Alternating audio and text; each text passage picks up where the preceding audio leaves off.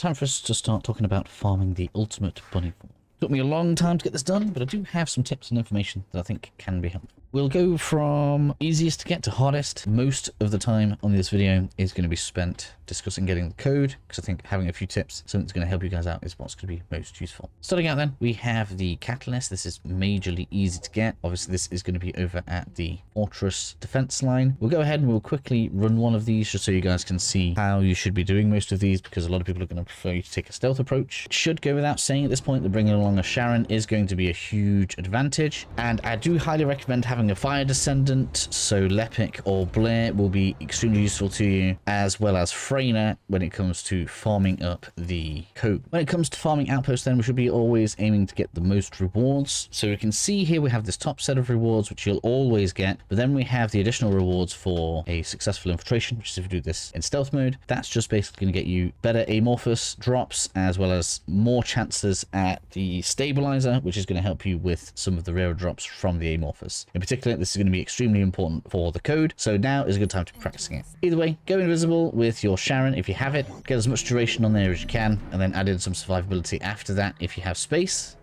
Of course, if somebody messes it up, there's not a lot you can do about it. But you want to go around and interact with all of the terminals in the base. I'm not going to hang around for these guys. They just lost my help for this run. See you all in a bit. But either way, make your way around, try and get the stealth reward out of it, and then you can have a roll at getting the amorphous. You can see from the amorphous, this is a 20% drop chance. So 5 of these, or 1 in 5. This one's fairly easy to work out in terms of probability. So I would recommend grabbing 10, and you shouldn't have any issues opening these up. With all of these defense lines and stuff, you'll usually find that you can farm the correct material that you need in the same zone. So in this instance, you would actually need Viesa as well, and then you can open it right at the reactor just to the south there. I do have some good recommendations for the code though, which should make things a little bit quicker. Moving on to the stabilizer and the ultimate bunny enhanced cells, we'll want to move over to Vespers to do the same thing there, and over to White Knight Gulch to do something very similar there. This is why you can see we're going to need Freyna. In fact, Freyna is going to come up at least twice, which is why she's so important for this. The hardest part to get by far is the code. This took me forever to get. I actually ended up doing something like 40 odd amorphous for this, but I do have something that I want to show you guys as we go ahead and do this. So looking at the rewards then,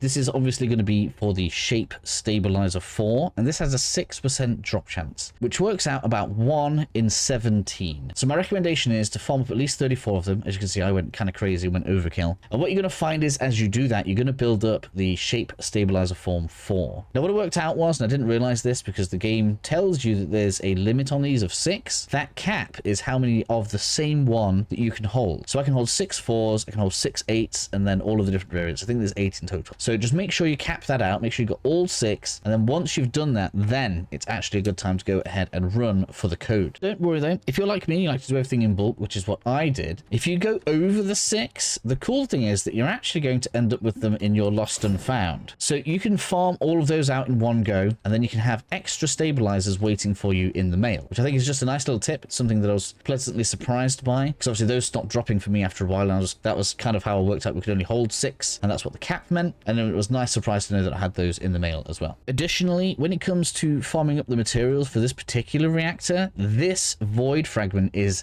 deathly slow. It must be the slowest void fragment I've run, so I figured I'd give you guys an alternative, and the best thing is, it's literally right here. If you come to the abandoned zone and run this one is going to be much quicker, cuts the farming time for the shards in half. So I highly recommend bringing your Freyna over to this abandoned zone to the south so that you guys can farm the shards much quicker. Again, I like to do this in bulk. It's up to you guys if you want to do this more piecemeal. Entirely up to you guys. As we said before, so 1 in 17. So at least take 17 attempts worth of shards over when you come on over to the reactor to face the boss. I'm afraid I don't have an easy way to beat the boss. Bring someone like Lepic if you can, or Glay, so you have plenty of ammunition, as the guy has absolute crap ton of health, and hopefully you can take it down nice and easily, and you'll have your bunny code in no time.